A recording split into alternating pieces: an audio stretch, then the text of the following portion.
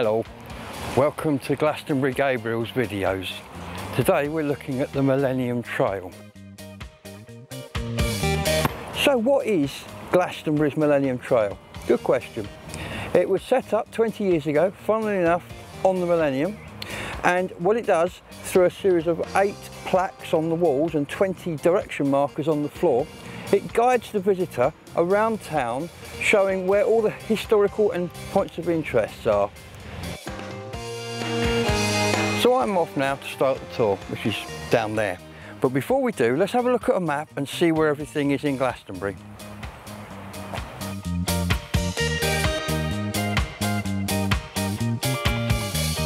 Here you can see an aerial view of Glastonbury. And up at the top there, that's the tour. The area lit up in green is the Abbey Precinct as it is today. However, at its height, the Abbey Precinct was larger and extended north to the High Street as shown here in red.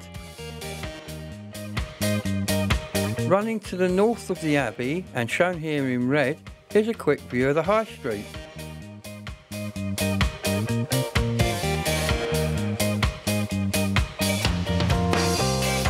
To the eastern side lies Chilkwell Street, shown here in purple. There are many high status properties here built by the good and the great of Glastonbury in times past.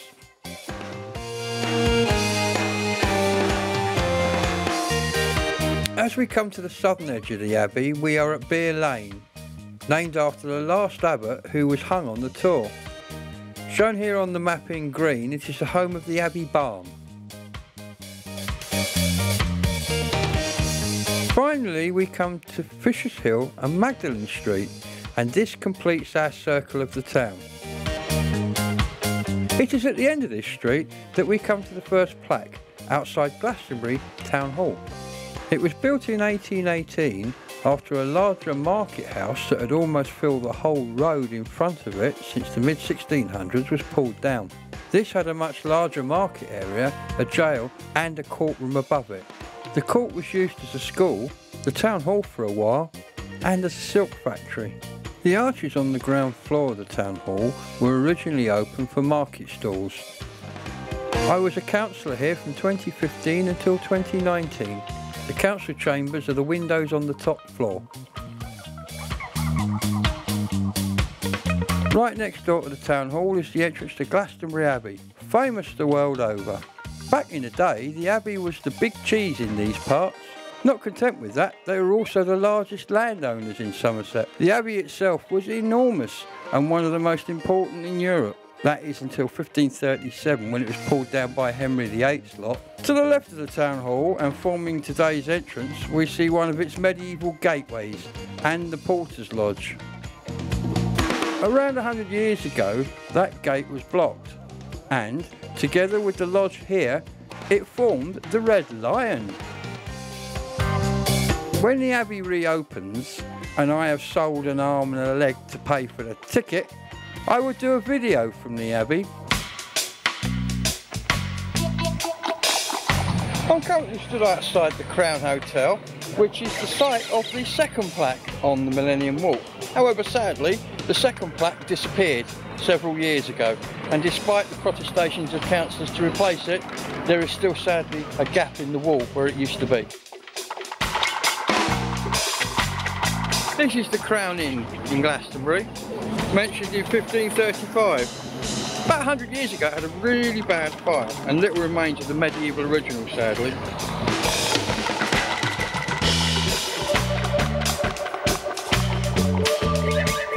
Glastonbury Marketplace forms the focus of the town's life. Many buildings around it date from the times of the Abbey, even though their fronts have been modernised during the centuries. Benjamin Ferry built this in 1845.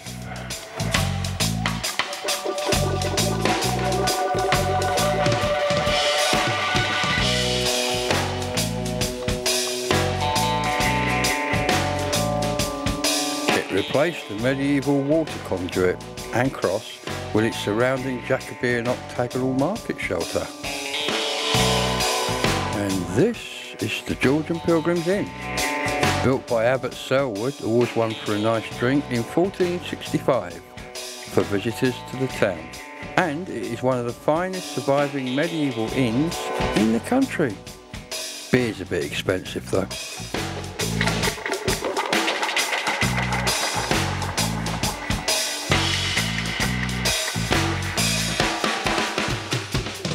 And this is the assembly rooms, built in 1864. I've had some right old good nights out in here.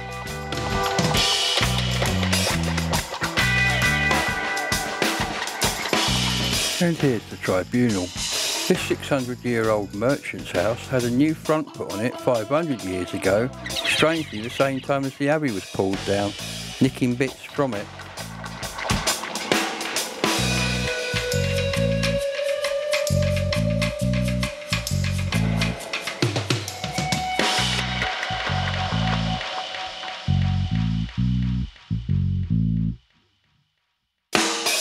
And here's another former pub. Glastonbury's full of them. This one was called the Monarch. Now there's a tea rooms in there.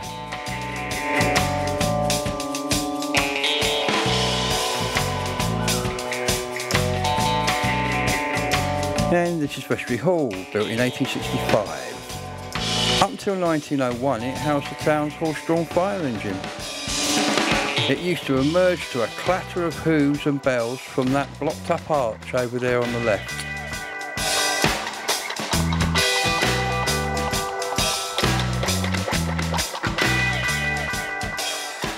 St John's Church is largely 15th century, but the site itself dates back to the 10th century. That tower rises to 134 feet and is the second tallest in Somerset. In 1856 they slipped Sir George Gilbert Scott, you might have heard of him, a £3,000 wedge, and in the return he made it look a bit more Gothic. Nice. Here's another look at that rather nice tower.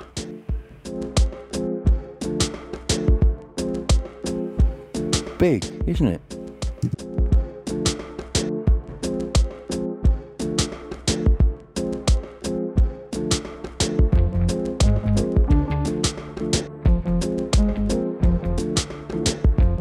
Opposite the church, in the corner of Hanover Square, is this medieval gateway to the Abbey.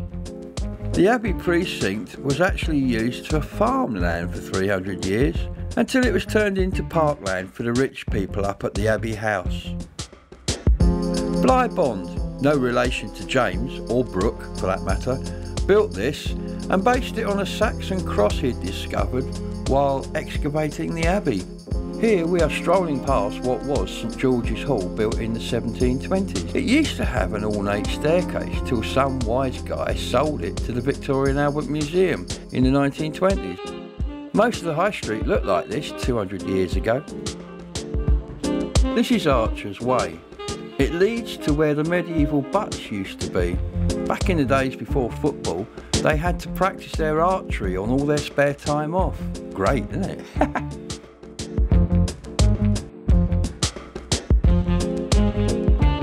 This lovely building is our 1930s post office. Straight out of Enid Blyton world, this one. Is that George I can see?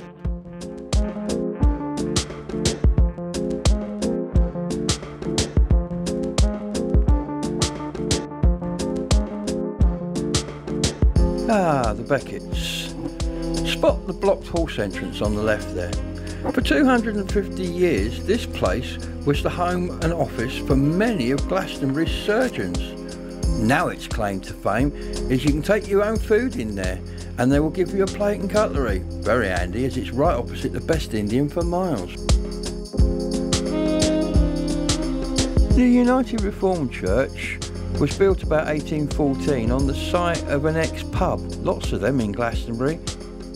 This one was called the Ship Inn, and it is where dissenters from the parish church used to meet after the restoration of James II.